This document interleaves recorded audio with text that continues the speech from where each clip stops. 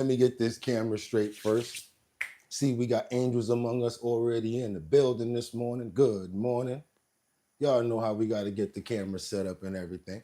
I think that's just about right. Ha ha. Trump, can a billionaire relate to the common man? We're about to find that out. Soon as this guy gets his act together. He likes you guys more than me, so we're going to see what goes down this morning. Good morning, by the way. I see you, Batty Lynn. And let's go. Let me get him in the screen.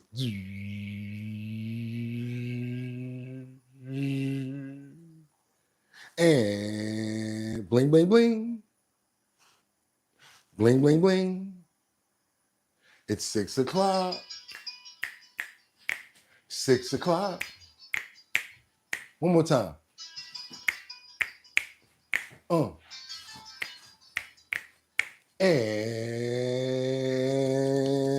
let's open up those pores, because I don't want to be a player no more. Punisher, I said I got what you're looking for. Because I'm a thug, baby, I don't want to be a player no more. You know why? Because pump that beat. It's Tuesday the 17th. That's right, y'all. 2025. I'm your host, Bugatti NYC, and this here's our bottom line, where we be talking about this and that and that and this and this and that and that, where we be talking about this and that and that and this and this and that. Just got me pissed. That's right. Any day above ground is a good day, even if you got problems, y'all. How y'all doing? It's your boy Bugatti NYC, and like I always tell you, y'all could have went anywhere, but the fact of the matter that you came here to chill with me, I really appreciate you guys. I'm telling you that straight up from the heart. As you can see, we're representing for the love, for the red, white, and the blue, and we're gonna keep it true. Hope you guys had a fantastic evening.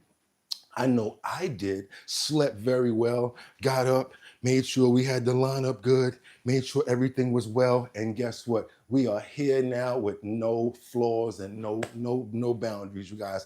I don't know what's going on with the chat. Let me see if I could see what's going on with it, because I can see myself, but for some reason, I am not seeing you guys. Let me see if I can get you guys up in this chat, because for some reason, it's not wanting to show you, and I don't understand why. So let's try to see if we could straighten out the chat right now and see if let me see if I can get here we go. Let's see who we up in the building with. I got y'all. You see, when you got a little bit of technology working out, what we got good morning from Mark Dorfman. We got Liberty and Justice. Good morning, Bugatti. Happy Tuesday. Let's get it. Y'all angels among us says good morning. Batty Lynn, good morning from Detroit. She's got her coffee or tea. We got Kendra Walker up in the building. Grand Rising from VA. We got Liberty and Justice. Love the red tie. Thank you so much, Kendra Walker. You know I'll dance with you, girl. You already know it. Batty Lynn, I see you with the red, white, and blue. That's right. Yesterday was a great show. Thank you guys, and we're going to hope and pray that the Lord does the same thing for us today. Just so you guys know, every day I start this show, I ask him, help me to be entertaining, help me to be engaging, help me to stay thorough with my words, and please make sure that I'm not steering anybody in the wrong path that can hurt them to do something that's going to hurt them in their lives. And then I pray and I say amen, and then I come on here, and then I make sure that I try to stick to that. I try to stick to that all day long, you guys. I try to stick to it. But with that being said, you already know we have a big show ahead of us right now. We got so much in the clip. I have no idea where we're going to go, how it's going to be. Yes, I do, because I'm the one that set it up. Y'all don't know what's going to go on. So let me do this right now.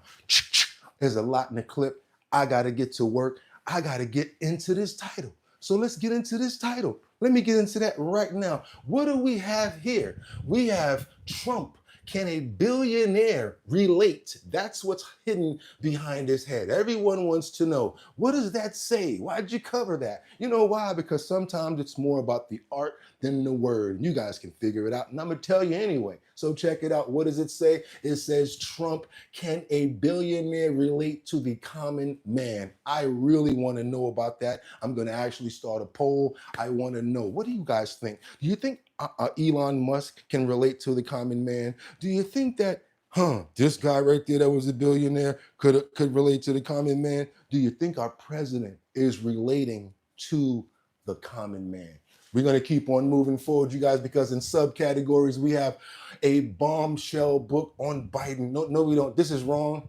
Braven country under United States postal workers. Okay, we're going to get to the right one. This one is wrong. We have this. We have Brevard County, United States postal worker arrested for driving while intoxicated at work. Well, at least that's not the normal way that they go postal. This is a little different. She didn't go postal the normal way. Pow, pow, pow, pow, pow, pow. Yosemite Sam Blam. She was sipping on some of that stuff while she was turning them corners, but that was still not a good idea, Miss Postal Worker. Let's see if it actually happened. We're gonna check it out in the videos, and let's go to the last category right here. The last topic in our thumbnail. Again, please excuse me for the first one not being there. It's pretty old, and I just redid the whole thumbnail with this one. So let's get into the last one, which is our Minnesota. A suspect is in custody after 2 days of being on the run. I don't want to say that word, so I had to jump on it. I jump over it. Minnesota suspect in custody after 2 days of being on the run. You guys know what I'm talking about. The Minnesota suspect that pow the Democrats, the two Democrats that were actually living in a place that people expected something like this to not possibly happen. Now, a lot of other officials are very scared. They've been sending out messages and telling everybody to watch certain videos on how to prevent things like this from happening. And it's been pretty rough this week, you guys.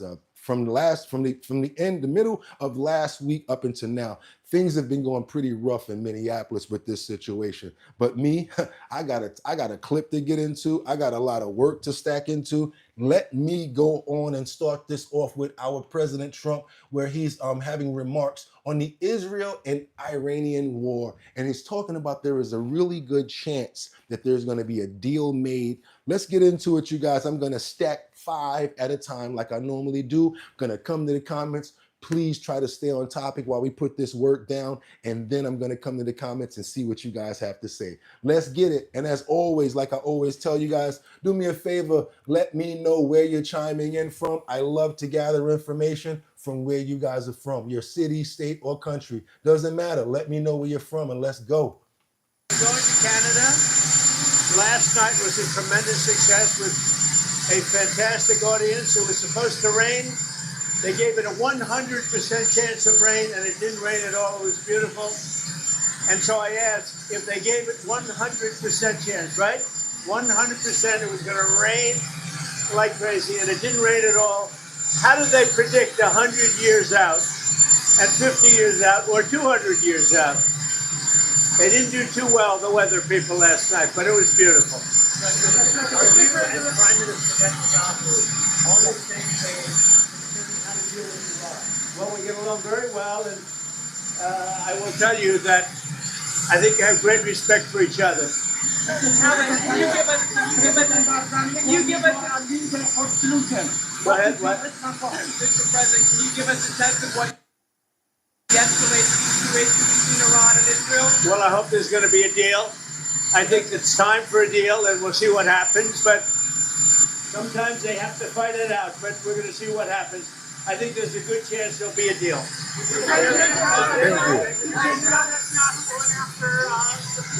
What?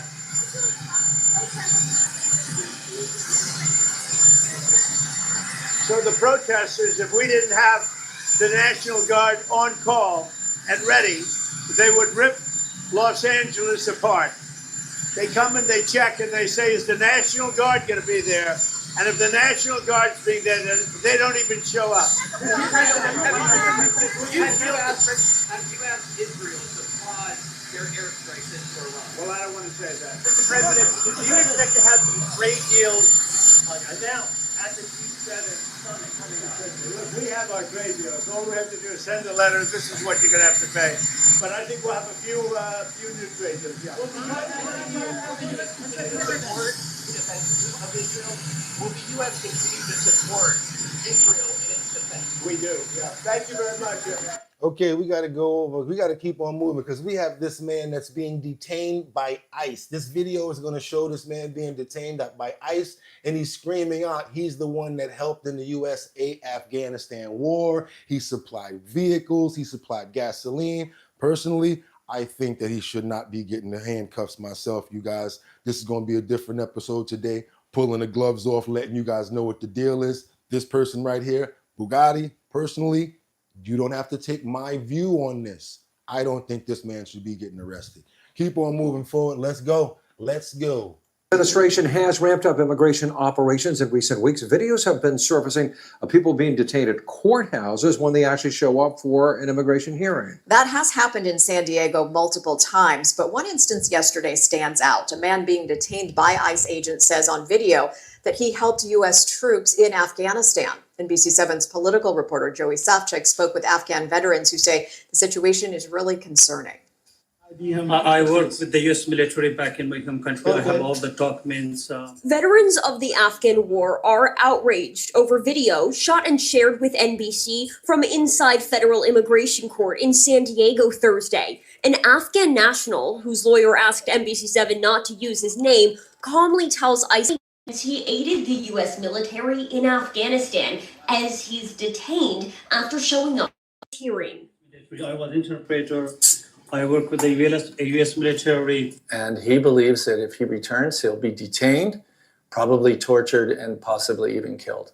His attorney, Brian McGoldrick, tells NBC7 his client has ample documentation verifying he worked with the military, providing vehicles and serving as a translator, that he wasn't able to make it out during the U.S. withdrawal. McGoldrick says the man feared for his life under Taliban rule. Well, while he was in Afghanistan, he was threatened repeatedly. So he came to the U.S. southern border where he used the Biden administration's CBP-1 app to ask for asylum at the San Ysidro port of entry less than 2 years ago. His attorney says he was granted parole and working to secure a special immigrant visa. I think it just makes everyone afraid. And it sends a message that the United States is no longer behind its allies. This video was deeply disturbing to me. The video is especially chilling for James Seddon, an Afghanistan veteran who works with the organization Afghan EVAC to legally resettle Afghan allies. He says this is antithetical to the very values that inspired people to support U.S. troops. We're supposed to have due process. We're supposed to give people their day in court. And what we saw on that clip was an example that runs counter to all of that. All right, y'all. I don't know what y'all think about it, but we only give certain things 2.5, something like that, minutes, because I don't want to be R-wording the content. You guys can look that up if you guys are interested in seeing a little more about that, because we got to move on to a situation with an 11-year-old that you are not going to believe. That's right. Come straight to the front of the stage, you guys. Let your kids look at this as well. I think this is very important. If you got kids around, you might want to see it first and then let them see this on a repeat. Check this out. We got an 11-year-old who remains in custody after bringing ammunition to a Harris middle school with 60 rounds. Yeah, pow. Said he had a problem at school. Watch what this judge tells this guy right here, this little guy right here, before he sends him back. Check this out. You didn't think this thing through at all. You scared a lot of people. The 11-year-old in San Antonio scolded by that judge for having a gun and 60 rounds of ammunition in his backpack. A 13-year-old faced the judge accused of plotting an attack on his middle school. Erica Hernandez found out these two local cases are a sign of a growing trend in our state. So it was alleged that he took a handgun to school with approximately 60 rounds. How many rounds? 60. At only 11 years old, the student from Harris Middle School stood in front of Judge William Cruz Shaw after being arrested last month, accused of having a gun and 60 rounds in his backpack. I didn't know how many rounds it was. Why was that a good idea? Just in case. I'm sorry? Just in case. In case of what? It happens. Meanwhile, this Rhodes Middle School student had nothing to say when asked by the judge. He was arrested in May after allegedly planning an attack at the school. Police say he was wearing a mask, a camouflage jacket, and tactical pants when he was arrested.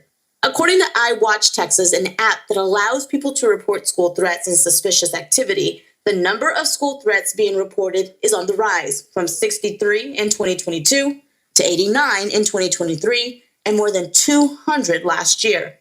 Shaw says Bexar County is not immune from these types of threats. A lot of the threats were made during school, but it's been pretty consistent. Both boys today were ordered to remain in custody, with hearings scheduled again on June 18th. Erica Hernandez, KSAT 12 News.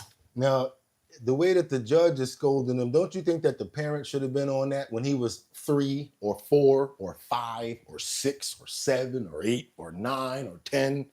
You shouldn't even make it to no courthouse at 11. I understand that there's a lot of bullying going on, and guess what? This is something else that bullies need to watch out for too. Yeah, show the bullies this video right here too. Because what if they wouldn't have got to these kids? Or what if someone else plans and plots to do the same thing? We're stacking the deck right now. Do me a favor, you guys stay on topic. Tim, certain people let me know who's already trolling. I'm really serious about these trolls nowadays. Immediately tell me who's playing and I'm getting them out of here. I may have to offer someone to come back because Crunk is now gone. I may be wrong about that. If I'm wrong about that, I apologize, but I saw some stuff I didn't like. But we got to keep on moving forward. Americans are opening up about their struggles and affordability on their basic needs. Do you guys see this cover right here? This is what this cover is about right here. Today's show is about people struggling and not being able to make ends meet. There's so many times when you see people out here, especially in New York. Let me tell you what we're good for in New York. We're good for faking it until we make it. Because let me tell you something, half the people that you think are doing good in New York, we're struggling and eating 99-cent pizza. We're able to buy a couple of ties and stuff like that. And y'all be thinking, oh my God, they're doing so great. Can't wait to get to New York. Then you get here and everybody mad. Because it's hard out here for a pimp when you try to get the money for this expensive double dollar sign rent. It's ridiculous in New York, but we still do what we have to do. That's why people explode once you get to them, because of the fact that it's really rough. And once they get a little tick, it's like a time bomb has been set off. So you guys got to be careful when it comes down to certain people's attitudes as well. Tell the bullies that in school, as well as the little kids that are like so scared that they feel that they have to bring something like that to school in order to protect themselves. What you guys got here? This is my favorite transgender channel. Okay, dope. I got to get Auburn Woodsman up out of here. So next video, Auburn Woodsman is up out of here. So that's what I'm going to do. Now we're going to keep on going forward because like I said, Americans are opening up about their struggles and they can't afford the basic needs. And let's get Auburn out of here. I'm wondering if her hair is the color of Auburn. We don't even care. We're not even gonna stick around to find out. We're gonna get into this video right here. Up in this queue to a specific place for a specific reason. Here's the latest on inflation. The government reported today that in the past 12 months, prices rose just under 2.5%. In our special series, The Cost of Living, Americans are sharing their struggles to make ends meet. Tonight, a rookie cop in Connecticut, married, 3 kids, household income $120,000, and looking to buy a house. This is his story in his own words. My name is Anthony Bartolini. I'm a police officer in Waterbury, Connecticut. I'm 29 years old. I've been a police officer about a year. Let's go. But every day is a struggle for me too. If I still have to worry about my next paycheck, where my next meal is coming from, I'm just like anybody else out there. Good morning, it's Officer Bartolini. I'm patrolling streets because you want to make sure that if you see something, you can do something about it. So I've been looking at houses pretty much every day. I wanted to buy one for a few years. To put 20% down on a house, that's a lot of money. Even I can't do it, working double shifts. In today's economy, even if I got a second job, I wouldn't be able to afford it. How was your day? Good. My wife Sarah and I were waiting for our daughter. Come on. We're gonna get off the bus, we'll eat something real fast, then we'll go look at a couple homes. Oh, there's a bone in here?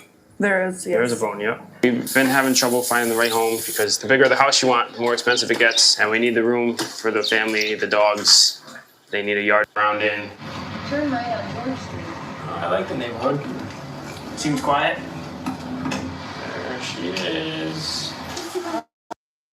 We have 3 bedrooms on this level, 2 full bath. It's a very nice house. What price point are we looking at? Probably around 300 to 325. There has been a low supply, but there's still a demand. It's a very competitive market. So it checked all the boxes, but too bad somebody put an offer in before we got here. Oh, if it falls through, we'll come back. And The American story, the American dream. Real people going through situations now. Remember the dream was White House, picket fence, 2 kids and a dog. Yeah, 2 kids and a dog. To let you from the horse's mouths what's going on, because me, I've been worrying about what's going on with these bills and with these situations going on for months now. I'm just a good actor. So let's let some people tell you what's going on. We got to blend it in with you guys, so I want you to see some of the actual news as well as what people are dealing with. We're doing a different type of show. I thought I was gonna because the victim was terrified as a priest admits to his attraction to children. That's right, you guys, not me. This is this nut job as well as people, garbage trash that's in the gutter that deserves where he is at right now. Prison, a priest who had the nerve to try to come up against the parole board as he was sentenced to 5 years, tried to come up against the parole board after 2 and say that they should let him out. Check this out, you guys. I don't know if you're going to get this information, any stories from anybody else. I'm still stacking my deck. This is probably one more before my last, before I hit the comments really good. But I do want you guys to see this piece of trash right here. Let's go. Convicted child molester Patrick Watney asked a parole board for early release today after serving less than 2 years of his 5-year prison sentence. Thanks for watching, everyone. Gibson. And I'm Katie Moore, the victim who first exposed Watney's misconduct as a high school student back in 2020. Watched today's hearing with WWL Chief Investigative Reporter David Hammer. And now the victim speaking publicly for the first time in this exclusive. Child molester priest Patrick Watney stood before the state parole board claiming he'd treatment, been a model prisoner, and should be released 3 years early. The former Pope John Paul High School chaplain downplayed the texts he'd sent to an underage student in 2020 until parole board member Carolyn Stapleton caught him. But was the text messaging of a sexual nature? No, it was not. It was just a friendly text? Friendly. Led to you having to get all this psychological evaluation? It did because the Archbishop, well, no, that's me. How do I answer the question properly? Yeah, truthfully. Tell you the truth. The issue of was I sexually attracted to this person that I was texting came up, and I confessed that, yes, I had felt an attraction to him, yes. And watching all of this with me was the person Watney was texting, Rex Perrette.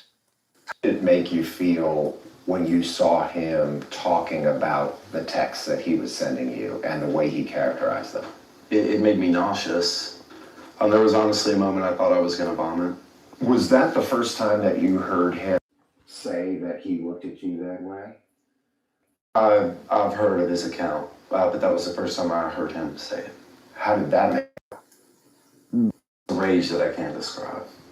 I don't want to go too deep into that rage, but it I'm not a very violent person, but yeah, he gets all these privileges. He's loved by everyone. Oh yes, and I had sexual desires towards this person that trusted me and was a child. Watney.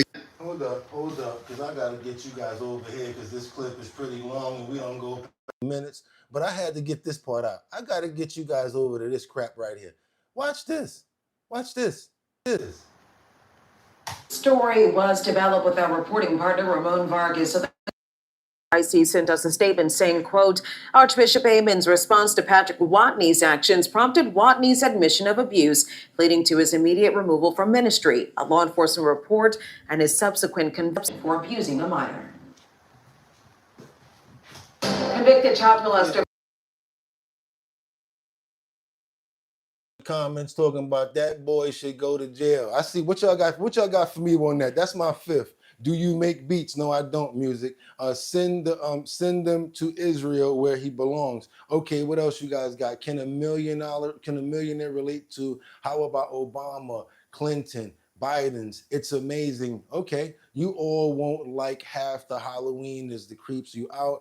Woodchopper's 1000. He's an evil predator and right where he needs to be. I said that in the beginning. He definitely do. Don't let this guy out, says Tiffany. She's right, and she's exactly on point. I can't believe they're letting the child molester out because of good behavior. Yes, and only 5 years. Thank you so much, Mark. You always say the smart stuff. Always on point with the right type of stuff and staying on topic. What else y'all got for me up in here? Use your brains, force lawmakers to make laws barring Section 8 receiving from voting and okay, you got to stay on topic. I find it crazy. And so court, Florida sheriff named St. John. No, you guys got to stay on topic. Come on. Hey, mate, Chicago in here. Okay, good. Thank you guys for Chicago being in here. Okay, we got to keep on moving, you guys. We got to keep going because I got more for you. You know it's nothing. Do your boy a favor, double tap that screen to get those likes up to let more people know that we've been rocking since 6 o'clock in the morning. We're nowhere near the middle and nowhere near the end. Do your boy that favor. Let's get those likes up because what that does, it sends a notification up through YouTube and more people come over here. Don't believe me? Watch when you hit that like button. You're going to see somebody in the comments say, so what's going on over here? Because they got a notification. They saw the thing and said, yo, let me check that out. So y'all do me that favor. We understand this. Hard out here for a pimp. When it come down to them pockets right now in this rough, I'm coming up, doom, doom, doom, doom, on the rough side of the mountain. I understand it's rough. That's why we don't ask for no dough, because we got a little bit of coffee in the kitchen. But what we do appreciate, if y'all can get those likes up so more people can come on over here and enjoy the show. Let's get it going, y'all. Y'all got me acting and everything, doing improv and all of that. That's why y'all, what y'all was waiting for, right? And like, we ain't gonna give him a like until he do something. You gotta go into some sort of a breakdown before we do something for him. So, okay, y'all got y'all coming up from the rough side of the mountain, but we gotta keep on moving forward because now I want to take you guys over here to this toddler that was brought next to a bison. I'm not talking about bison from Street Fighter. I'm talking about some people that went on an excursion. They went out to a national park where there was many animals in the wilderness, and they decided to take their toddler next to a bison. What you guys think about that? Let's go. I'm gonna show you guys this clip right here because there's some real thunks in this world. Do you guys notice how much rounded we are with the content that we're doing? Not just staying on one side of it sometimes, we're rolling around. That's right, special show today. Let's go. Alarming video of a close encounter at Yellowstone National Park between a baby and a bison. It's leading to new warnings tonight of the dangers of getting too close to wildlife. And this after a tourist from New Jersey just yesterday was gored by a bison at the same park. Fox 31's Jared Dean joins us with more on the warning tonight. And Jared, you spoke with the woman who took this video. Yeah, Rob and Jennifer Gunderson told me they couldn't believe their eyes when they saw people walking right up to the 1,000-pound animal in the park. We've been watching the turn-ons of Yellowstone for the past couple of years and thought there's just no way people do this in person. And sure enough, we were witnessing it as live could be. It's an alarming sight happening more and more often. Tourists walking right up to adult bison and other large animals in Yellowstone National Park. Rob and Jennifer Gunderson tell me they were celebrating their anniversary when they were visiting the park and captured this dangerous interaction. Shocking. Honestly, it was shocking. I can understand if you want to go up and think you can get close to a bison, but to bring a small toddler. Thankfully, that family walked away unharmed, but that's not always the case. On Tuesday, a tourist from New Jersey was gored by a bison after he and others got too close to the animal. A sad reminder of the very real dangers of getting too close to large wildlife. According to Colorado Parks and Wildlife, bison can grow up to 1,000 pounds and 10 feet long. The national park recommends stay at least 25 yards away and take in their beauty from a safe distance. There's signs everywhere, but yet nobody pays attention to them, let alone, like I said, I get it as an adult. You're thinking, oh, it won't happen to me, but you're going to do it with your kids. That's what really dumbfounded us on all of it. The man who was gored was taken to the hospital with injuries. The park is reminding everyone, if you're visiting and you see a bison, keep your distance. Bison have injured more people in national parks than any other animal. Man, I don't know. When you put dumb on top of stupid, that's what you get. There's no such selfie. There's no such, oh, here's a picture of Lala with a bison. Anybody you show that picture to gonna call ACS. Yeah, the Administration for Children and Child, whatever they call, whatever the S stand for, Child Services. Yeah, Administration for Child Services. Excuse me, we got this thunter on over here that took a picture with a bison with her 2-year-old, a toddler. Yes, come on and get her. Come on, get her. Watch your head. She need one of these. Everybody that does that with their kid. Yeah, bison. We're not talking about Street Fighter. I wouldn't even put my kid next to Street Fighter bison, let alone a real bison that's 1,000 pounds. Oh my God, what y'all got for me up in here? What y'all got for me? This is American. You can't tell people what to do. You're right. Okay, that's what Danny said. We got Dorothy that says, let's go down so I don't have to chase these. It probably can't even read them. Are you kidding me? Going over to a bison is not a cat or a dog. It's a wild animal, says Mark Dorfman. Lawyers, I'll design you some of the best graphics you ever laid your eyes on. Okay, Mad Hatter says they're gonna go to see grandma in Pittsburgh at a nursing home with Cub Bear. Yeah, you know what I'm talking with the Cub Bear, right? That's the one from yesterday. That's the one from yesterday. These people are all kinds of crazy, says Liberty and Justice. There we go. All right, y'all, let's keep on going. Let's keep on going. I don't know what that was about, and I'm going to be honest with you, had to show it to you because that's how it's going. Any of you guys out there collect cans, recycle? Well, let me tell you something. When I was coming up and when I was a superintendent, made a lot of money off of cans. Everybody in the building used to throw their cans out. I would keep them to the side for a month. Ooh, $2,000-$3,000 off of 5 cents refunds. Yeah, make a lot of money off of the cans. Now guess what they're talking about doing? This is good for homeless people and people that actually want to work and recycle. They're trying to push the increase in New York City to 10 cents now and make some more, make these guys make a little bit more money here. You ain't gonna see a can, a bottle, or a Poland Spring bottle anywhere on the streets anymore, especially in New York if they do this.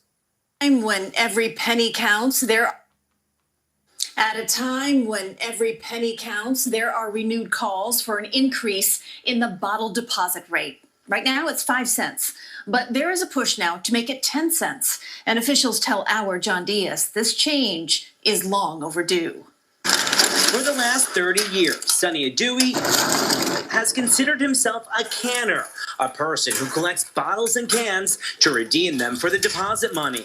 The economy is so bad. While inflation has changed the cost of living drastically over the last few decades, the Bronx man's income hasn't changed a bit.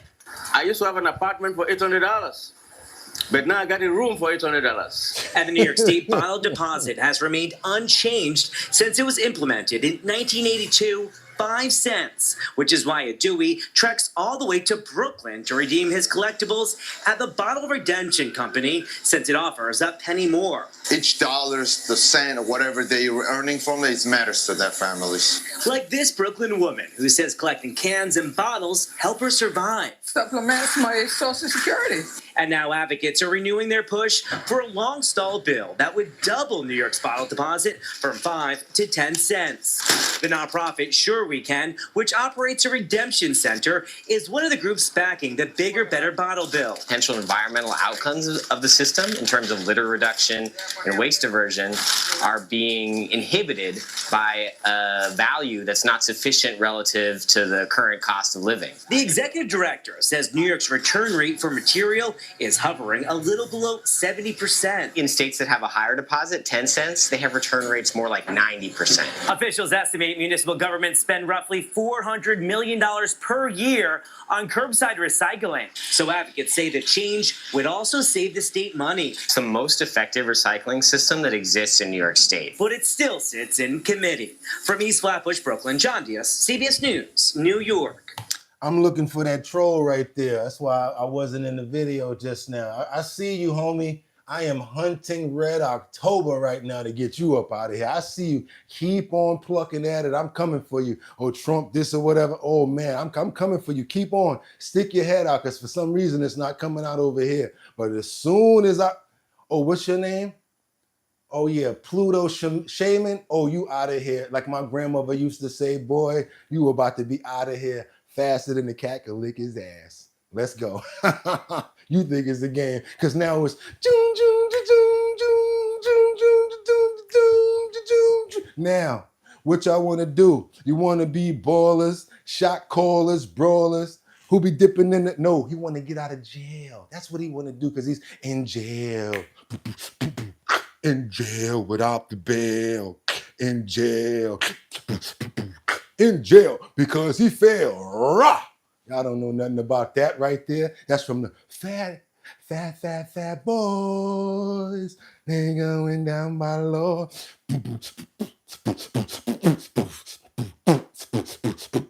Y'all remember the fat boy. Stop playing with your boy. Come on, we got to go over here to Sean Diddy Combs' this trial. Because guess what? A juror has been dismissed. Homeboy was talking about he live in New Jersey. He live in the Bronx. Judge said, you know what? Give me the weekend. And after the weekend, bang! Just like this fool about to get up out of here that think I forgot about him. You know how your mother come in the room with the belt 3 days later talking about, yeah, I remember what you did. And you in there like this trying to dodge all the bullets, trying to dodge all the whips and everything like that. Yeah, that's how I'm coming for this fool right here as soon as the next video go. I'm going to show you guys right now what's going on with Sean Diddy and then this fool over here. Out of here. Let's go. Let's get it. I'm paying attention. I got full control of this show. Come on, boy, stick your head out again so I can catch you. Come on, one more time. Say another joke. Let's go. To New York in a pivotal move, a shift in the Sean Diddy Combs trial as we are following it very closely as juror number 6 dismissed after prosecutors raised concerns about his honesty, accusing him of a lack of candor in relation to his residence. You can see this, a post from Lisa Evers saying the federal judge dismissed a 41-year-old black man who was working in communications at a corrections for providing inconsistent information about where he lived. Let's be joined right now by Fox 5's Lisa Evers on the ground outside of the courthouse. Lisa, why did this happen? Why did the judge rule to dismiss juror number 6? Well, Eddie, the judge said that he decided to rule to dismiss this particular juror because he just did not like this whole idea of what they're calling the lack of candor, which is basically his conflicting statements about where he lived. Now, when he first went through the jury selection and deselection process at the beginning of the trial, this juror number 6, he told the court that he lived in the Bronx, and that he worked in this communications department in one of the correctional facilities. So that was the premise for him actually being eligible to be in the jury. This is the Southern District of New York. It is not the New Jersey district, which that state has a whole separate district. You have to live within the confines of this particular district and some neighboring counties in the surrounding New York City in order to even be eligible to be on the jury. So then he was first questioned and he said, well, I'm living with my aunt in the Bronx. Then he later said, I'm living with my fiance and my baby in the Bronx. And then at another point, somewhere along the line, he told somebody, and it was reported, who reported it to the court as they were duty bound to do, that he was had moved a couple of weeks ago. So this is now after the trial has already been underway, like several weeks.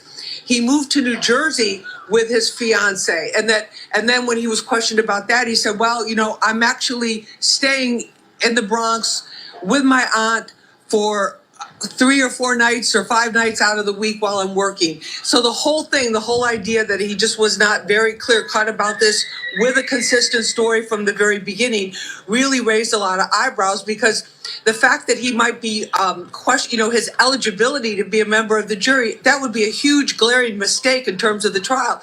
Now, the judge said, he said this morning when he made that ruling to dismiss this juror, he said, I really wanted to be fair as possible about this. And I think that's one thing we've seen about Judge Subramanian since the very beginning. He wanted to be fair about it, but the inconsistencies, the glaring contradictions were just too much. Now, people have to understand, too, if they've never been to New York, New Jersey is right across the bridge. It's right across the tunnel. There are a lot of people that work in the city who live in New Jersey, and vice versa. It's basically, a mile or two away. So it's not a huge thing in terms of lifestyle, but in terms of the court jurisdiction and the letter of the law, it is a huge thing. It's still Jersey. It's not New York. Also, it comes to stand with the credibility, and the judge has to look into that because they could use that on appeal. Just in case they say, hey, you got this person from a whole nother state, anything that can mess up the case, the judge, and with the defense, they were kind of peed off because they thought that it was a person of color being traded for a Caucasian person, and they thought that would probably affect the case. What do you guys think about this situation right here? I think this case is about to come to a final halt. We're about to get a verdict, and somebody might have to get the watch your head. But guess what? If he doesn't get caught for all of the crimes that they actually brought him up on, what does that mean? Can he get a lower sentence? I don't know. They're talking about the possibility of life. But does that mean he can get a lower sentence? You guys let me know. I like to find out about stuff like this because I don't know. I don't know everything. But we're going to keep on moving forward to this USPS worker who should have known better than to while she was on the job. Yes. We're going to go on over to Brevard County. Anybody from Brevard County, come on to the front of the stage, please. Thank you. We're going to clear the area for you. Yes, let them have that seat right there. We appreciate you guys. Because now we got to get over to this USPS worker who was arrested for drinking alcohol on the job, allegedly, because I don't want to get in no trouble for this. Let's go, y'all. I know it's hard at work, but come on, you sipping on some stuff while you're actually driving and moving around, delivering the mail to the wrong addresses and all that probably, y'all. Check this out. A Brevard County mail carrier is now facing charges accused. A Brevard County mail carrier is now facing charges accused of drinking and driving on the job. Only West 2 got the body camera video of her arrest. Brevard County reporter Megan Moriarty went through the evidence and breaks down the case. I'm out here with Kate at University in Babcock. She's going to jail today. Exclusive body camera video shows the arrest of a USPS postal worker. She's getting arrested today. She is drunk. On April 12th, Melbourne police pulled over 33-year-old Caitlin Dye. Can you turn the vehicle off for me? The reason we're stopping today is you're having trouble maintaining a lane. Are you okay? You seem like you're going through something. No, I'm all right. Throwing anything out the window, anything like that? Police say she was swerving in and out of lanes before they stopped her, and a witness says they saw her throwing solo cups out the window of her truck. Do you mind stepping out of the vehicle? Because we are going to be doing field sobriety exercises. Dye got out of the vehicle and Melbourne police conducted their field sobriety test. Dye says she was delivering mail on Riverview Drive when she was invited into a party and decided to take her break there. Right, yeah, I took my 10-minute break there. Okay, and then how many drinks did you have again? I'm sorry, you said 5? No, I didn't. You said how many? 2. And you're 2 like, shots, vodka. And you're like this off 2 shots of vodka? I don't ever drink. She says the solo cup in her truck had water in it and she was using it to rinse her mouth so she didn't smell like alcohol. Dye was later arrested for driving under the influence. Covering Brevard County in Melbourne, Megan Moriarty, West 2 News. I can make the sound for you if you like, boo, because this sounds something like this. I've been doing this for years. It's part of boom, boom, boom, boom, boom, boom. But for this instance, it's the handcuff click. And we call them over here the one-size-fits-allers.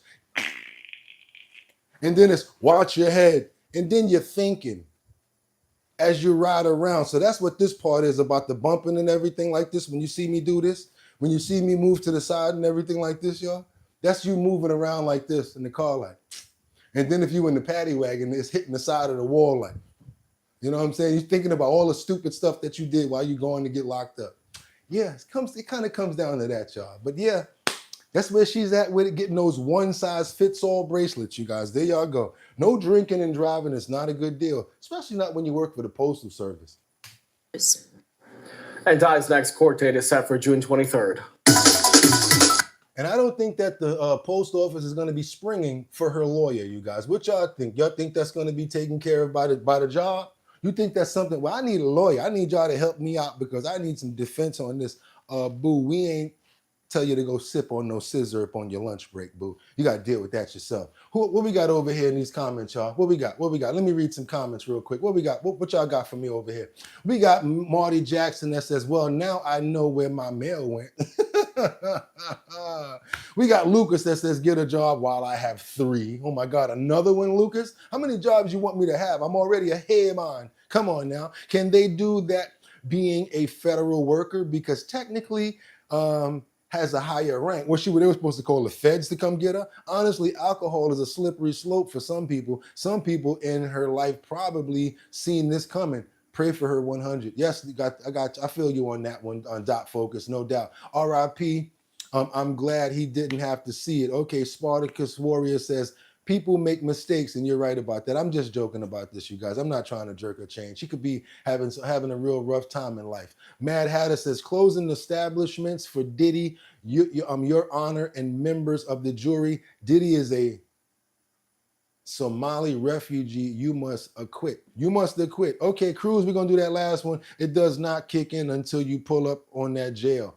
Right. It doesn't kick in until you pull up on that jail. Once you hear that noise, it's over. Now we're going to get over here because data indicates that there could be hundreds, yes, hundreds of truck drivers who are, I don't even know if I want to say it, Captain Crunch Illers. Yeah, Captain Crunch, Crunch Berries, Cornflakes, Aerial Illers. They said that data indicates that there could be hundreds of truck drivers riding around here that are basically like Jason and Michael Myers. Check this out, you guys. Y'all think they're just coming to deliver the truck and the stuff that's in the back of the trailer?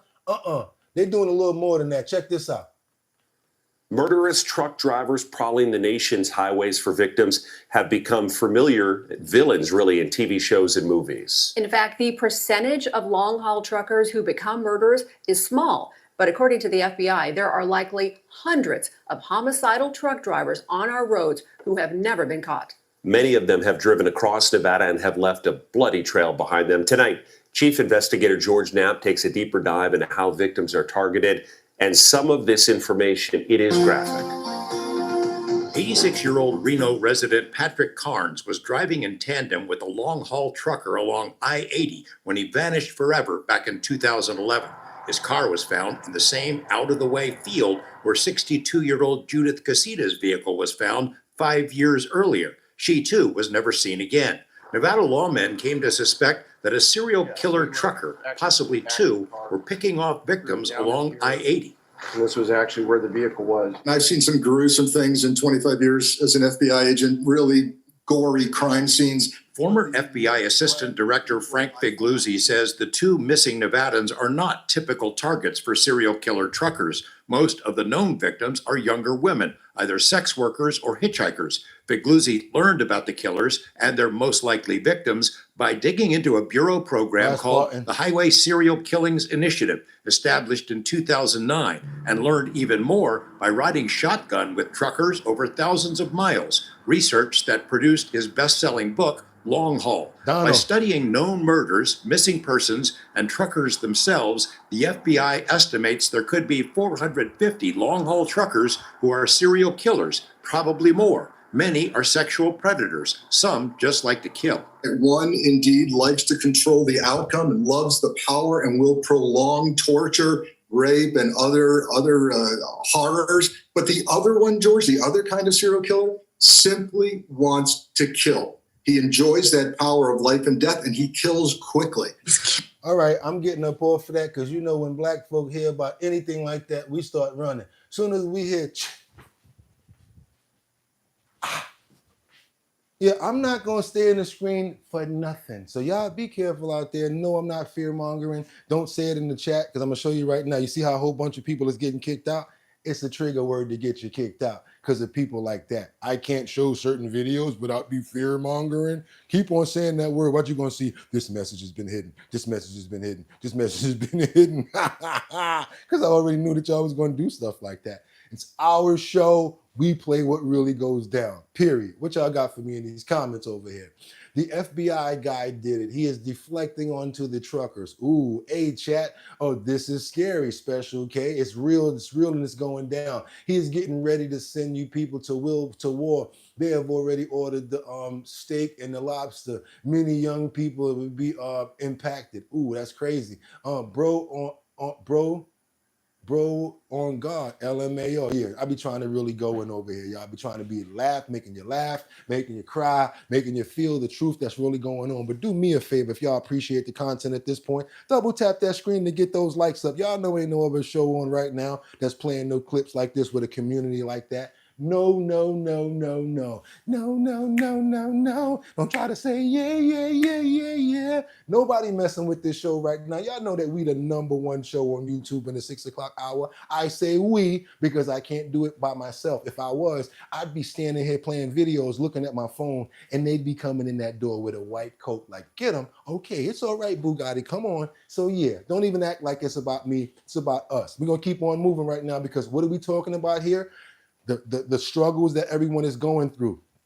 We saw people that have jobs having struggles that are going through things. We just saw a gentleman that's collecting cans going through a lot of stuff, right? Check out what's happening to our elderly. We got this 70-year-old woman on Social Security, and she says she can't even afford to retire. Imagine that, 70 years old, not being able to retire, looking for a job. That's pretty crazy, y'all. This is where the economy's going. And don't try to hit me with the fear mongering and whatever the crap is, because I'm not the politicians that's making this stuff go on. And I'm not the people that made this happen with whatever happened preceding us. Let's go. Has been moderating in recent months, but prices are still nearly 24% higher than at the start of the pandemic. In our series, The Cost of Living, Americans are telling us about their struggles to make ends meet, and we conclude with a widow on Social Security. After rent, she has less than $200 to live on. Here, kitty. My name is Olivia Marino Carlson. I'm 70 years old. I live in Santa Fe, New Mexico. I cannot afford to retire. I live off of Social Security, which does not pay all my bills. That's why I'm looking for work. My husband was a mechanic. He developed MS. I took care of him until he passed away. I was working retail, lifting boxes. It was very hard. I'm going to the library to use the internet to look for work. I did not think that being 70 would be like this. I'm asking if there's any positions or work positions available here. We don't have anything open right now, but keep an eye on it. I put in an application here at Walgreens. I haven't heard back, so I'm going to check to see what's going on. They don't have an update on my application. The cost of food has gone up. Every time I blink, it goes up. I get better prices here. You told us to be $10.25? This is where I have a Bible study. Liberty. So much for this evening. There are times when I do feel like giving up, and coming to this group helps me continue on. Good. Right. My greatest obstacle right now is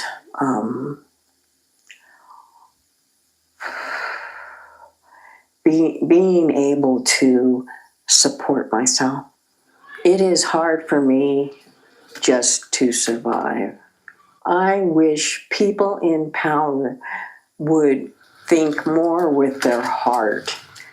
It is hard for me to accept that I'm not able to enjoy the rest of my life because I have worked hard all my life. Yeah, so it's like people thinking, oh, I'm gonna work hard, I get the white picket fence, I'll get to retire. Not necessarily, especially depending on the economy that we're in. We're not fear mongering, we're showing you guys the truth about real people, what's going on in different categories, you guys. If y'all got something to say in the comments about that, please let me know what you guys are saying. Prayers going up, that's right, for you. Okay, you actually care. Yes, I do care. Mad Hatter says, good. Thanks for stopping giving illegals handouts and thousands of food. Maybe Americans like her can support themselves. There you go, Mad. What else we got over here? No, we do not. Okay, what else y'all got? Y'all, let me go down lower. This is sad, says Special K. I know why what she's going through. Hang in there, girl. God will watch over you. See, Trump serves Trump. You guys, we're gonna send a prayer out for her right now. We hope that God puts his hands on her and he holds her up. And all of a sudden, guess what? She's gonna be digging in that field one day and she's gonna find a diamond earring that's worth about $10,000. It might not be that, but please, we ask that she gets a uplifting and some sort of gift, some sort of gift of hope. And we ask that today in Jesus' name, amen. And I hope that she has a GoFundMe or something, because that's pretty crazy. Yes, we do have a heart over here. We have a heart for different people. We love animals. I used to talk to people like this. Do you like dogs? What would you do if you see a stray animal in the street? Oh, I'm getting away from that thing. Don't even mess with that person. Oh, I feel so bad. I go feed it. That might wind up my best friend. That's who you're dealing with over here. Don't think that just because I come off a certain way that I'm mean. I'm a very rough person, but I give you the shirt off my back. Not this one because I need it right now. But when I'm done with it, you can have it. Let's keep on going, you guys. Do me a favor. Let's double tap that screen to get those likes up, because y'all already know nobody putting it down like this. Y'all already know it now. #1 show on YouTube during this hour. Don't believe me? Swipe away and come back. I bet you're going to be like, oh, had to go back to our bottom line because all that other junk is crap. Double tap that screen, y'all, if y'all appreciate your boy. Nothing but work putting in over here. Why? Because I want you guys to appreciate the show and the bottom line and what we do over here. Let's get it. Let's turn these numbers up. Let's get it going. Let's go. Now, any of you guys are Martin Lawrence fans? You guys remember Martin Lawrence? Remember he was doing the buffing the floors? He was buffing the floor buffer. You know, got my job. I'm buffing the floors, right? I'm the floor buffer. Y'all remember that? Y'all knew anything about the 77? Remember the 77? He came in with his check and he gave it to Gina and was like, Gina, I got my check. She said, how much? He said, I don't even want to look at it. You look at it. She was like, $77. He was like, yeah, I want you to hold on to my 77. You know what I'm saying? I want you to hold on to my 77. The reason I say that is because when I saw this story, I said, this reminds me so much of Martin and the $77. We got this driver who sues DoorDash over a missing $88, and he wins in court. It just reminded me, I said, wait a minute, 88, what's that reminding me of right now? It's reminding me of the 77 in the Martin movie, in the Martin show. Check this out, y'all. DoorDash. That's me, Bridget Billionaire. All right. 2501347. Good morning. Your name? Robert Watson. Is anybody here for DoorDash? No, Your Honor, I've not had anyone check in. Do we have? It was served by certified mail. I believe a copy of the signature card is attached to your packet. Looks like Uvalde. I'm not going to swear you in yet. Just tell me what happened. On March 18th this year, I received a deposit from DoorDash of $88.18. On March 21st of this year, there was a reversal of when my bank had sent the money back because they thought it was fraud, but it wasn't fraud. It was a mistake on my bank end. I reached out to DoorDash and let them know the hiccup that my bank had made and sent the money back to them. And all they keep telling me was, we paid you on March 17th. Did you work for DoorDash or something? Yes, Your Honor. So you worked for DoorDash, you were DoorDashing, they gave you money, and then somehow the bank reversed it? Correct, Your Honor. Have you called them? I called the bank. When I called the bank said, and when I communicated with them, they said there was nothing that they could do about it because the money has left their account. I have to communicate with DoorDash. They need that $88. I called DoorDash and they just say we already paid you. They're not paying the money that they. And that's for how much? $88.18. Why do you have 116.17 that looks like circled over here? $12 for the. I see, the court costs? And then there's also the $4 for the ATM fee. He won all his dough. He won everything. Yes, court costs, court fees, all. What was the $4 ATM fee? What do you mean $4 ATM fee? I had to withdraw from the ATM that's in the hallway out here. Yeah, I can't really give you that. Raise your right hand. You solemnly swear affirm under penalties of perjury the testimony you'll give in these proceedings will be the whole truth so help you God. I affirm. Okay. Why did you need to take the money out of the court ATM? I'm not sure. Is that to file a complaint? Yes, I had to pay $12. So I gotta speed it up right now because this is a 5-minute clip, y'all. I'm gonna get it to right here where it's coming to the end. Check this out. This could have been handled. You called them and they just said we're not paying you? I have sent multiple emails. I have sent multiple chats. I have called them multiple times. They just keep saying we already paid you. Well, they didn't do anything. They didn't show up. They could have. At any rate, I'm going to go ahead and I'm going to give you the judgment, default judgment. Defendant failed to appear.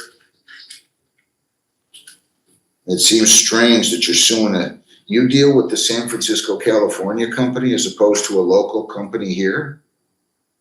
I do not understand your question. Well, you're suing DoorDash in San Francisco, right? Yes. Isn't there like a local DoorDash regional office or something here or not? It's an app that you download on your phone. So I had to look up their headquarters and send it out to them. Fuck all that. There's no one no faces, nobody, no offices or anything. In Michigan? Not that I'm tracking, Your Honor. Okay, all right, good enough. They didn't answer, so I'm not going to question. I'll give you that judgment. I filled it out. I wish you well. You can go down the hall. They'll give you a copy of the judgment. Judgment's entered by default. Thanks. Good luck. Thank you, Your Honor. Have a good day. We're not to go to. You can go right down to the civil department. He'll bring the file down and they'll give you a copy of the judgment. Have a good day. Hey, you walked in here looking like a lawyer, and that's a good thing. Too many people come in looking like they're going to a ball game or something. I've won 3 cases like that. Me, yeah. I won 3 cases like that. Go to small claims court if somebody owe you money. It only costs you $15. You just got to take a little bit of time out. Go down there, get them that $15, put that paperwork in. They're going to serve them. If they don't show, you win the dough. Straight up and down, straight up. If not, you get a moderator that's sending you guys a letter saying you guys can moderate this. You might even get Judge Judy, Judge Hatchett, or one of them shows that's looking through court cases that's going on right now that call you up like they did me last week when I had a situation. Hey, you want to come on our show? I'm gonna give you even more tidbits on that. Once you go on the show, whoever wins, the show pays for it. They fly you out and everything. So whoever wins the show actually gives them that money. So there's a lot that goes along with this, you guys. I put a lot of fat on your brain with that. I know they started one place and went to the other place, but I'm trying to teach you guys something as well. Don't let people take advantage of you. That electrician, that person that came and did that work in your house that think that they got away with it. You take out an hour of your time. You go down to civil court, regular civil court. Excuse me, can you tell me where small claims is? You walk right up in there. You give them your ID. You fill out a piece of paper. And guess what? Boom, they getting served. And a lot of them are scared to come to court. So guess what? They're going to pay that or they're going to settle out in moderation. That's some free lawyer advice right there from your boy, and it's worked for me more than 5 times. Beat landlords with it and everything. Now, what y'all got for me in the comments? The bank won't stop a pending unauthorized charge, but they'll take your money back immediately. You said that right. Jeffrey says yes, that's right, says Paul. What else you guys got here? Tobias the Wolf says, what is the live stream? What is the man pointing about? A lot of stuff. He goes pointing crazy sometimes. Well done. So glad that you played this clip. That's right. I want you guys to know about that. Dilated your channels now.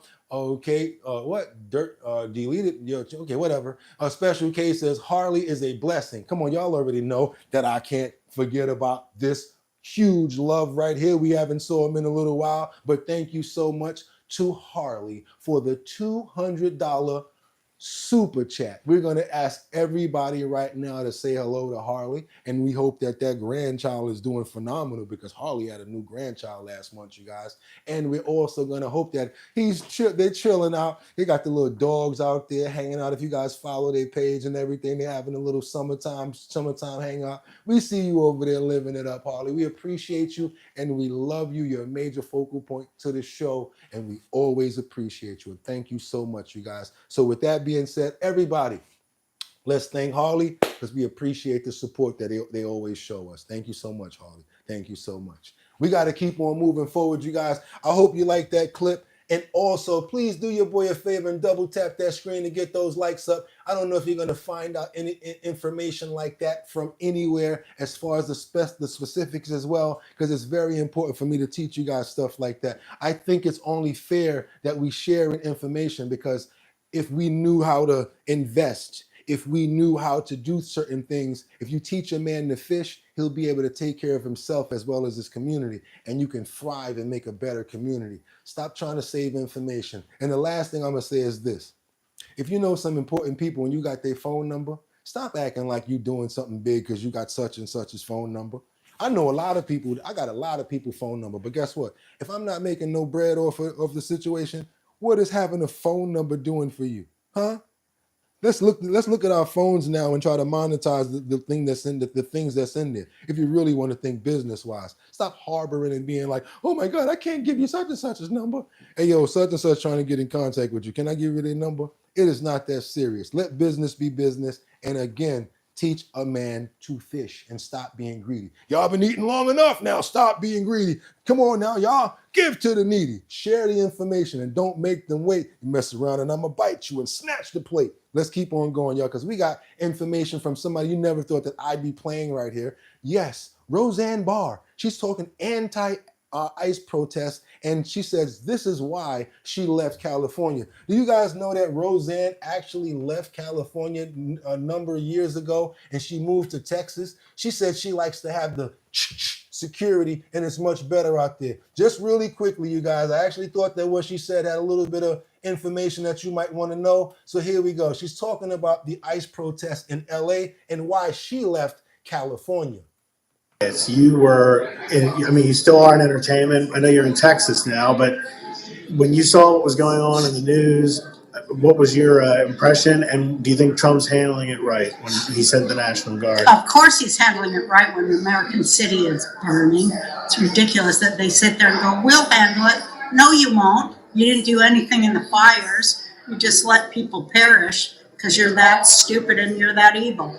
But I'm glad he sent the guard in, and I wish he'd triple down. This is the time to triple down, not back off. Mr. President, if you've ever listened to anything I've said, probably not, but maybe you have. Triple down, honey. Triple down, All the honey. protests, right, against ICE, it seems to be lost in the conversation. A lot of these people that they're picking up have records, criminal Yes, records. Why do you think you see so many protesters child defending? Because they like rape and they like pedophilia and they like murder and chaos. They thrive in chaos because, you know, they're evil and they like to take stuff that doesn't belong to them. If there's a big fire or a big hullabaloo, they can steal easier, or rape easier, or kidnap easier.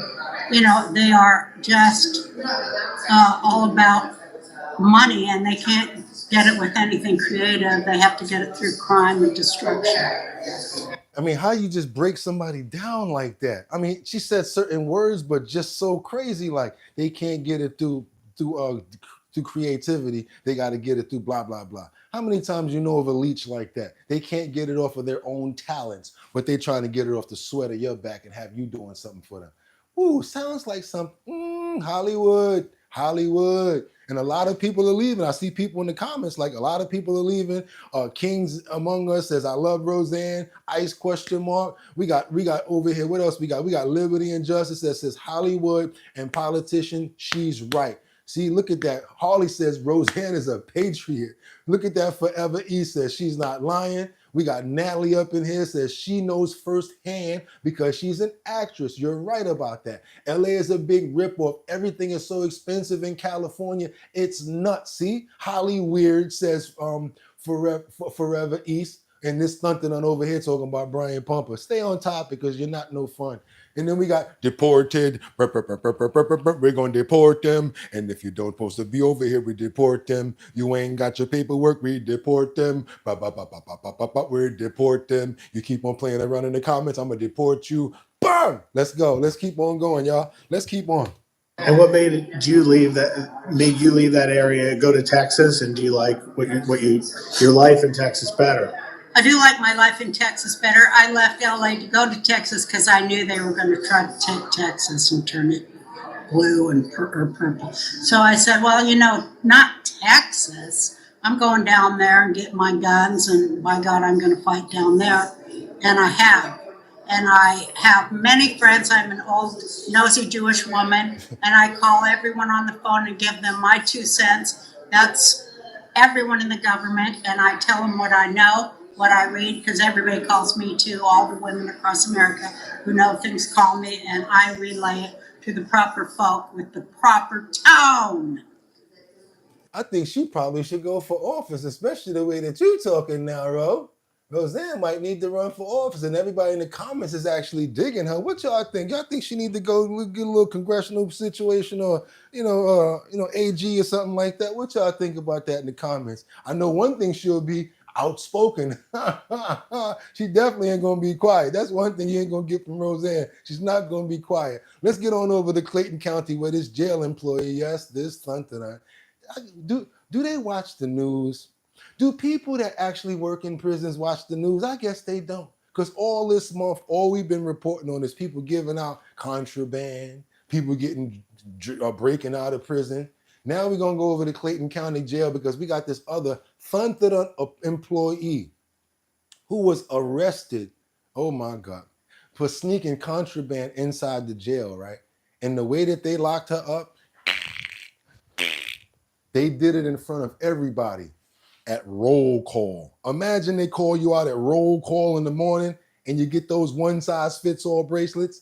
Do your boy a favor and double tap that screen to get those likes up. Ain't nobody else got these clips. Come on, let me show you guys what's going on down in Clayton County, because this one here is a doozy. Check this out, you guys. Check this out. Contraband inside the jail. The Clayton County Sheriff says that one of its employees is the culprit, and she is now behind bars, and our cameras were rolling as that arrest happened. Atlanta News First Sarah Hammond is at the Clayton County Jail with the story you'll see only on Atlanta News First. This arrest definitely came as a surprise to everyone in the room during that 6 a.m. roll call where our cameras were rolling when 38-year-old security specialist LaPortia Williams was called to the front and then placed in handcuffs. The new jail administrator here says he hoped the message comes across that this will not be tolerated. Specialist Williams, step up front, please. An early morning arrest inside the Clayton County Jail after the sheriff's office says security specialist LaPortia Williams smuggled contraband to an inmate. You are hereby terminated from the Clayton County Sheriff's Office and under arrest. Atlanta News First heard jail phone audio of Williams conspiring with inmate Rodriguez Martin to smuggle this phone charger inside of this cereal bar box. Major Michael Johnson says security cameras captured the moment Williams dropped that box into a trash can like Martin asked her to. A shakedown inside Martin's cell block this morning ended with the inmate back in handcuffs. Specialist Williams is now an inmate here at Clayton County Jail because of you. Major Johnson says when he took over as jail administrator a month ago, he warned everyone there would be changes because this happens far too often. That I can't believe that they're still doing it. After I gave them warning, I told them there's changes coming and let them know that there was going to be consequences to actions such as this. He says he hopes his message this morning was clear to the other employees that this cannot go on. If you make a decision to do criminal activity in our jail, you'll see the same fate. And Major Johnson says he wants to set an example for the future of this jail and their inmates. We are making sure that we are taking care and custody of all of our inmates and taking care of all of our employees as well. And today we effected a little more change. During let's go. a sweep of that jail block, deputies did find an iPhone in one of those cells, and Major Johnson says it's not yet clear how Martin and Williams developed a relationship to the point where she was tempted to bring in this contraband. At the Clayton County Jail, Sarah Hammond for Atlanta News First. There you go, y'all. That's what happens when you get locked up. They gonna let her out. She's gonna get out, but it's gonna be a while, and you ain't gonna never be able to work in this Diddy or den. You'll never work in this Diddy or den doing that, little Portia. I think that's Joaka Tima's sister, y'all. What y'all got for me in these comments? Mad Hatter says correct. He messed up for all of them. I'm sure the other inmates are not happy, says Batty Lynn. Dave says type shh. Forever E says, nah, for real. Ibrahim says, are you gonna come to MAGA? Okay, what else you got? James Scott says, we look at the state of officials and the insurance policies. Not everything is Trump's fault. Okay, we got another person that says, Kendra says, at Mad Hatter, 100%. 100%. We're gonna keep on going, you guys, because now we got this man who's been sentenced to life without parole after a deadly rock throwing incident. This dude right here, he was thrown on some bridge or whatever like that, and basically they say that the person's knowledge was in the back seat of the car when this happens. If you guys know what I mean about knowledge, it was in the back seat of the car after this happened right here. This person right here has been sentenced to life in prison. I think he got what he deserved. Check this out, you guys. Check this out. About the possibility of parole plus 60 years. That is the sentence a judge handed down today to Joseph Koenig, the young man convicted of murder in the rock-throwing death of Alexa Bartell in a series of rock-throwing attacks. At the hearing today, he spoke for the first time and did apologize to Alexa's family, who also spoke. Fox 31's Kim Posey live at the Jefferson County Courthouse with more on this very emotional day in court. Kim. Yeah, it was very emotional, Jeremy. A large group of Alexa's friends and family were inside the courtroom here today. Many of them spoke, and then they heard Joseph Koenig apologize for the first time. Like it, then you should have put a ring on it. Videos of Alexa Bartell once again played in the courtroom. The 20-year-old was killed in 2023 when a rock thrown from a speeding car smashed through her windshield and hit her in the head. Many people, including her parents, speaking to the judge before the sentencing. The sentence that this trash is getting is not near enough what it should be. Because if I had the opportunity to sentence him, he'd get the death penalty. Then Joseph Koenig, who was convicted of first-degree murder, apologized for the first time in court. I'm so sorry. I know that nothing I say can bring Alexa back. Nothing I say can give you one more minute with her, and I know that it is my fault that she is gone. Koenig saying he has no excuse for his actions or his friends who were there. And I have no explanation for what Mitch Sack and I did that night, but I hope you believe me when I tell you that we didn't intend to hurt Alexa or hurt anybody else that night. The judge sentenced Koenig to life plus 60 years in prison. I think justice was served. Alexa's mother saying she's glad this process is over and now she wants to focus on Alexa's memory. She was amazing and she loved everybody and she loved God and she believed in forgiveness and being kind and we'll carry that, right? We'll work on the forgiveness. We're all working on forgiveness and moving forward.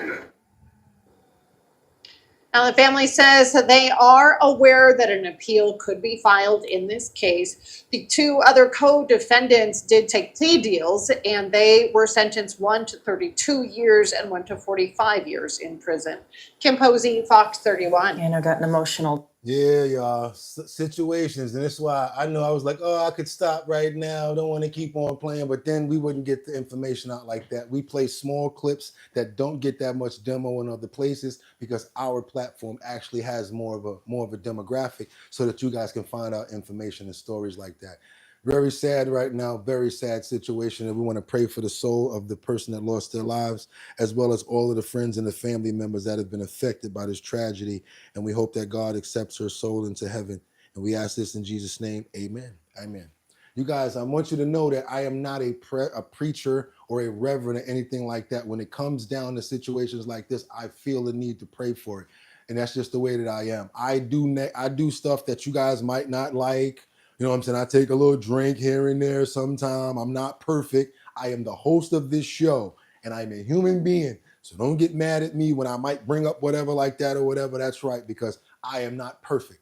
I got to tell you that right now as a whatever you guys wanted to be, as a public service announcement, as a statement, because you guys be thinking that just because I read the title, that means I believe in it. If I'm reading something about a comment, I'm the one that wrote it. No. I am delivering the message. That's what I'm doing. Just like Fox, MSNBC, or the other platforms that you guys like. And guess what? Some of those people drink too. Let's keep on moving forward, you guys. I want to keep on moving forward because now we want to talk about the one that you were talking about where they said maybe Pete Hegseth, somebody in the comments says Pete Hegseth might take a drink. So we got we got the secretary right now, Secretary Hegseth, who's asked point blank in a discussion, were plans with China shared with Elon Musk?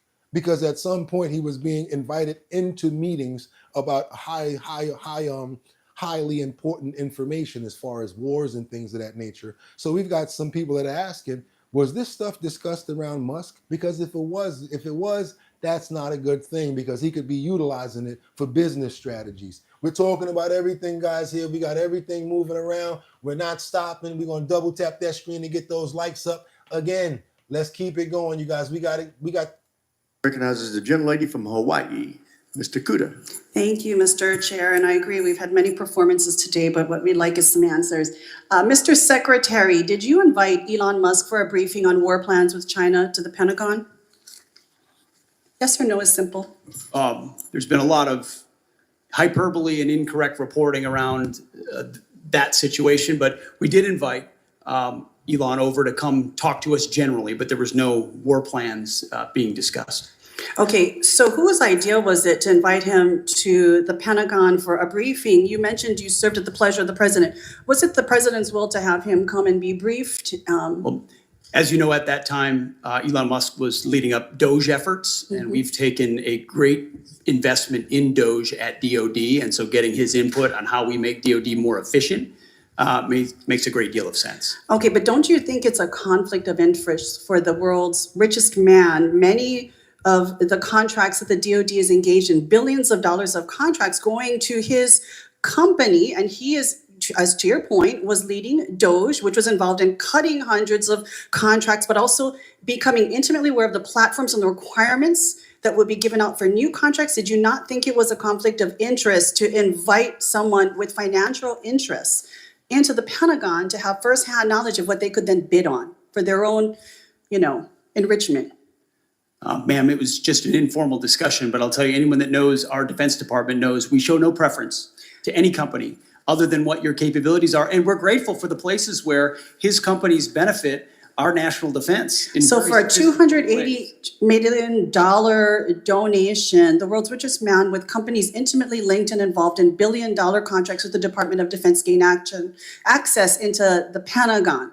So would you say that any company right now that has multi-billion-dollar contracts with the Department of Defense has access to the Pentagon right now? 1-hour briefings with you personally? On the regular I think basis, the answer I is meet with many people and many different companies and many different aspects of our defense industrial base to ensure we have the best possible capabilities. It would. Okay, guys, what y'all think about that? Do you think that she did a mic drop right there? Do you think that he defended himself well? Did he have enough information for the questions that he was being asked? What we got? Yes or no says simple, says forever. James Scott, too much hyperbole. Okay, thanks SU. Black Lives Matter. Come on. Let's stay on topic. Musk knows everything. I told you guys already, he's just like the crazy billionaire when it comes down to Iron Man. Jarvis, access the files that we left inside of Doge. That's right, activate all the bots and let us know what's going on. And all the information gets downloaded. But they said that that's illegal. And if you get caught doing something like that, But we don't know. We don't know if there's bots. We don't know if information is being sent back. We don't know what's going on over here. Liberty and Justice says we need money in our defense. AI is taking over every country. We need his technology. Yes, I am a contractor and it doesn't work like that, says 5x5. We got Jeffrey that says just like all of the donations that the Dems take, now they care. Lola's the only solid farmland and until the CCP says no, right? Okay, she stood on business. Okay, you guys, I'm telling you guys, we go everywhere with the information. Sometimes this might be a mic drop. Sometimes that one might be a slam dunk. But what we do here, all we do here is share the information. Just like this, that's coming out of nowhere, left field. Didn't even know I was going to find it. Not even in a topic. Something said just play it when you feel like playing it. So I'm going to play it. I'm going to play it right now. You guys that's like the content that's going on right now, do your boy a favor and double tap that screen and go ahead and squeeze your phones in or open them up so you guys can see this video. A tape in the NBC archives of a Mar-a-Lago party shows Trump giving Epstein his personal attention. The footage, shot in November of 1992, before Trump opened the resort as a club, shows the future president surrounded by cheerleaders for the Buffalo Bills and Miami Dolphins, capturing Trump's fun-loving bachelor lifestyle for an appearance on Faith Daniels' NBC talk show. Oh, I don't know no footage like that was on the internet. It's a little longer clip. You guys going to find that out. But your boy not trying to get in no crap, so I ain't going to keep on moving with that. That's right. We know that we're being paid attention to, but guess what? It's on the internet, you guys. Go ahead and double tap it. Put it in the, go to YouTube. Put that name inside the search bar. Woo! You're going to find some stuff. Let's keep on moving, you guys. Let's keep on moving. Because we got this police investigation of this Bodega Reels robbery, pong, that's happening in a pattern in East New York, Brooklyn. Yeah, where I never go. Not scared, just not stupid. I love Brooklyn, but from afar. I like lions, but from afar. I like bisons, but from afar. 25 feet or better, y'all. Let me tell you what I do when I go to Brooklyn if I'm taking the train. Oh, yeah, let's get it, y'all. Come on now. Let's get this. Pop, pop, pop. Walk a towel. Boom. Hit, hit. Don't got nothing on it. Look like it's worth nothing. Call me what you want. I ain't stupid and I ain't getting jacked. Let's keep on moving, you guys. We got these high-profile situations that's going on, and I already expected it to happen in East New York. It's not a game over there. It is not a game. Get them boys their props for what they're known for. Well, we're going to start in East New York. That's where there's been a string of robberies. Police just releasing some new video of the alleged suspects. Now, this comes after 3 bodega robberies, 2 at the same location, another one less than half a mile from that location. News 12's Edric Robinson, he's outside one of those stores. This morning, he has more. Edric. Yeah, Christy, we're here on New Jersey Avenue, where 2 of these robberies happened right here, back to back, just a day apart for each other. The other happening at a location about a 9-minute walk from here. Now check out this video released by the NYPD for the individuals that they're looking for. You see 3 of the alleged suspects, one in a gray hoodie, the others in black. One is wearing a Canada Goose. The new thing for me should be this. If 3 people come in, first of all, if all of them not buying nothing, it's a problem. Number 2, why you got that mask on? At the door from now on, if you got a mask on, you can't come in my store. Go ahead and sue me. I don't care. Masks? What are you coming in the store with a mask for? We ain't dealing with no COVID. It's over. Stop playing with me. All that shiesty and all of that. If you got the mask on, you're not being served. So if you're coming in the store with a mask on, I'm dialing 911 because I know what you're coming in here for. Straight up and down. Jacket with a mask. This video was taken during the first incident on May 31st. It's just a few blocks from here at a location on New Lots Avenue. That's where a 23-year-old man working inside told police he was threatened, and 2 of the men in that video showed guns before taking off with cash and merchandise. Now, this is all part of what officials are calling a robbery pattern. 3 incidents over 4 days in the 2 most recent cases, which happened earlier this month. At this location you see here, it's the New Jersey Deli Corp. Police say one of the suspects showed a gun while the others grabbed cash from a 19-year-old victim, then took off either on foot or a scooter. Now police are asking if you recognize any of those individuals, that you give them a call. Because it's always ATF. We're not talking about alcohol, tobacco, and firearms, sir. We're talking about after the fact. We're talking about. You guys see anything? Get up against the wall. Wrong people. An hour later. Yo, what's going on? I just came to go do something for my kid. Yo, what's up? Yeah, we heard something happen over here. That was 2 hours ago. Exactly what happens. And that's why people get peed off, because you're always messing with the wrong people. And they always say, oh, you got a video? Haven't? How about patrol? PATROL, something that you guys used to do when criminals used to be like, yo, chill out. Remember in Juice, when they was like, yo, chill out, 5-0. They went back in the cut because they had to wait for the cop car to go by. At least they waited for the cop car to go by. Nowadays, y'all seen that video I put on outside. Lady had a whole Hills number in her hand, about to crack somebody in the dome piece. At the crib over here. Walked across the Strills neat, police car just rolled by. Ain't care, ain't stop, ain't do nothing. Let me tell you something, y'all. It's every man for himself in New York. It's the Wild Wild West. And the sad part about it is if you're a citizen that likes to do things legally, you're a suspect, you're a snitch, and you might get in trouble. I'm telling you that right now. Be careful in New York, and don't even try to use the fearmonger word, because you might get kicked out of here, because it's a real deal going on over here. It's not a game in my city, and I'm not going to pull no punches.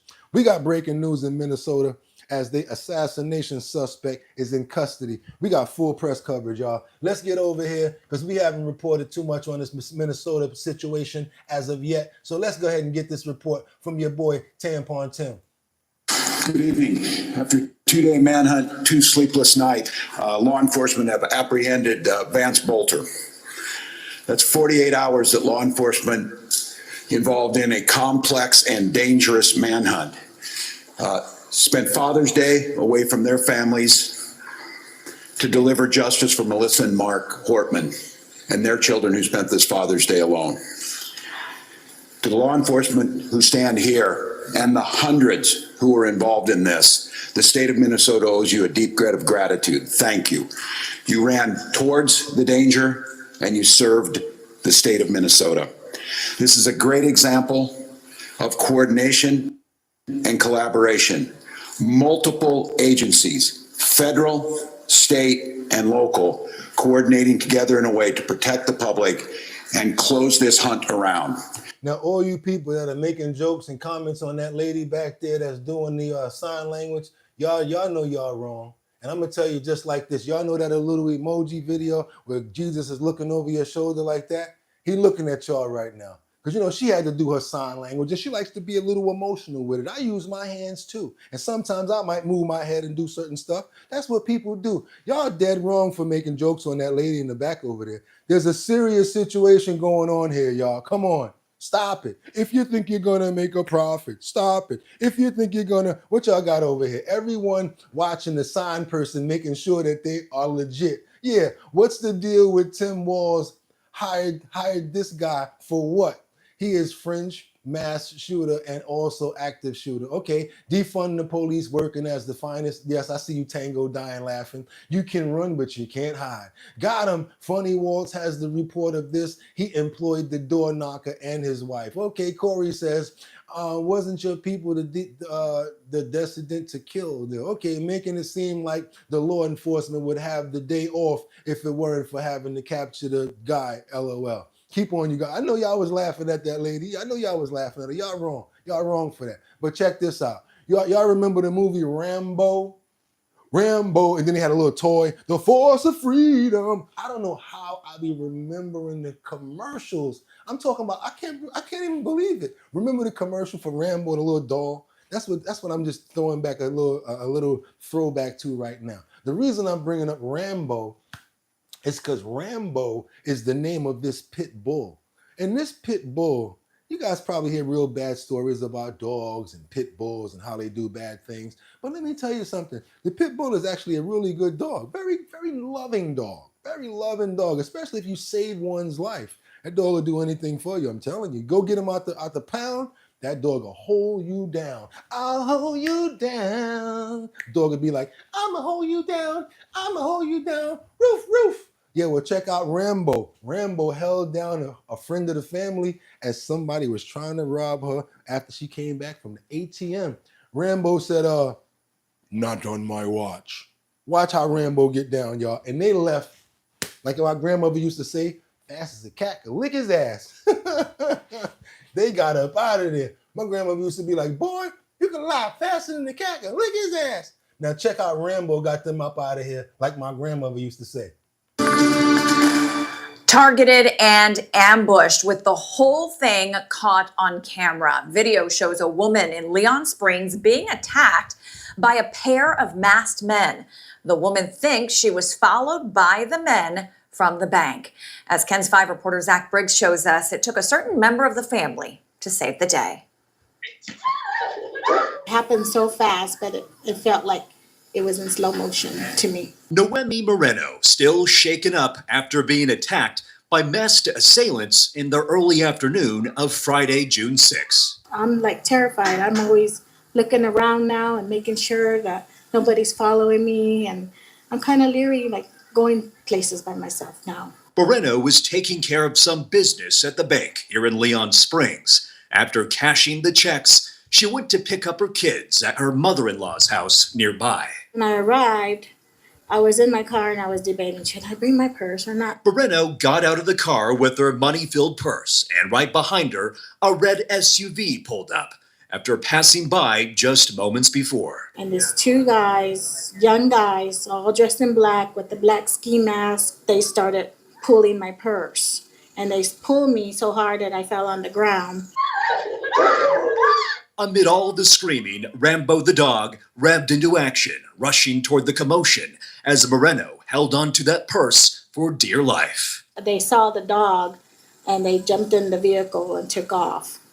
And one of them lost a shoe. Moreno believes the suspects followed her from the bank, and if it weren't for Rambo, Moreno fears what may have happened beyond just losing her purse. Rambo, he's the Pitbull. He saved me. Thank God for him. So far, no word from the Bexar County Sheriff's Office on any suspect information other than what you see on surveillance. As for Moreno, she knows what she wants. I want them to get arrested. I want them, because I'm afraid that they're going to do that to somebody else. Zach Briggs, Ken's 5. So I don't know about y'all, but I would get in trouble for always having Rambo with me from now on. Excuse me, ma'am, you can't bring that pit bull in here. Well, I ain't coming, because if he can't come, I ain't going nowhere. Rambo would be my shadow from now on if I was her. Rambo would have had a steak that night, new bed the next morning with some of that money I got from the bank, and anybody got a problem with that, holler at Rambo about it, because you got to, take care of the dogs because they're going to take care of you. What y'all got to say about this? Give the good boy a steak, says Life's Being With Us. That's right. Okay, what else y'all got? Good boy Rambo, says Michelle. Kendra says, that's what's up. That was a guard dog. That's what guard dogs are for. What else? Every time that's a good puppy, I'll give him a whole damn cow for real. James said he's going to give him a whole cow. Liberty and Justice, says Brave Lady, just spent more time on Rambo than you did the politically motivated killing of a politician. Yes, I love dogs. I heard pit bulls, but this is cool. That's my emotional support doggo. Okay, yes, y'all I love the fact that y'all love that. Rambo got good meal that night. Straight up and down. Somebody said they would have gave him a whole cow. I'm over here dying laughing over that one. Oh boy. Yes, and I do favor dogs and animals better. I do favor pit bulls more than anything. I have a rescue for pit bulls and I have a thing for dogs. We actually donate every month to certain charities for pit bulls and dogs every month over here at Our Bottom Line with your donations, just so you guys know. We love the animals and we love the children's. Those are the only ones that we can actually save, because I believe the children are a future. Teach them well and let them lead the way. Show them all the beauty they possess inside, and give Rambo a steak tonight to make it easier. Yo, y'all see how them dudes got up out of there when they saw his big head running? And his bark was real deep. Roo, roo, Woo, he came running out of there. It was like, yo, hell with that purse. I'm getting I'm talking about they look like Dagwood Bumstead running to get to work. That was hilarious. And that's why Rambo deserved to get him a steak. It's your boy BOOGOTTINYC, and like I always tell you guys, hit that like button, because ain't nobody messing around with us the way we sequence, the way we put it down, the way we go find that information. They literally scared of us right now in this game, because we are the #1 show between the 6 o'clock and until hour. And with that being said, y'all know what it's time to do. Go check that link in the description to see if y'all can make some money, money, money, money. That's right. I put 2 surveys in there where you guys are going to be able to make up to $750. You'll make some money and I'll make some money. Also I don't know if you got a mobile barber company. I don't know if you're a groomer. I don't know what you do, but I know one thing. Send over your postcards, your flyers, your promotion to bridgethisllc@gmail.com. I'll put it up in the post section so that all of our subscribers can see your business. That's right, bridgethisllc@gmail.com. Also, if you want to do some business, that's where you hit me at. Directly to me, I see your information and I follow up. Also, follow up in the comments all the time. And also, do yourself a favor. If you want to keep the comments going, join the Discord. We already put up a new link yesterday. Join the Discord. Hit the link and you'll see everybody from this community in the Discord keeping it going over there. Last but not least, I got to go to Long Island today because I got to go over to L&W Liquors because we're doing a promotion on Friday the 27th for the Show Your Talent Search. That's right, new flyer, you guys. If y'all notice, it's the new flyer for Show Your Talent, and sign up. That's right. We're going to be over at, what is that?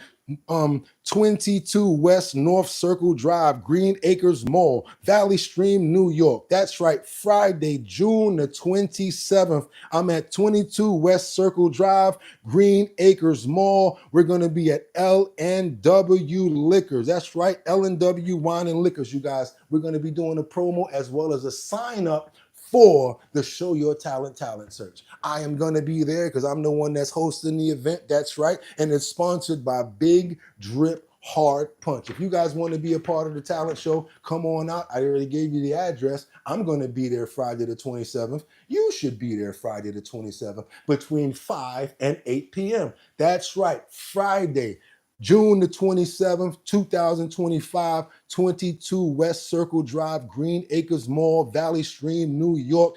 I am going to be at L&W Wines, Liquors and Wines, and we're going to be doing the sign up as well as a tasting. Make sure you guys are over 21 and you're going to see me there. I can't wait to see you because I actually get to see you in the flesh. Do your boy a favor. This is going to be your last time to subscribe to the channel, become a member, or go ahead and hit that notification bell to know when we're going to be on. And with that being said, you guys, thank you for being part of our show today, the #1 show on YouTube during this hour. Don't believe me? Put me up against anybody else and we're going to check it out. And they damn sure don't got no co-host better than I do. I tell you that right now. Ain't nobody better than Kendra. And ain't nobody better than Batty. Ain't nobody better than VIP Auction Group. Ain't nobody better than Rebecca, better than Tim, better than Charlie, better than Michelle. Ain't nobody messing with the co-hosts up in this building. Stop playing with your boy. And with that being said, I'm going to see y'all tomorrow because we do this every day over here on Our Bottom Line. Y'all could have went anywhere, but the fact of the matter that you came here to chill with me, I appreciate you. So until tomorrow, y'all know what it is. Get 'em. One. Peace. Ha ha.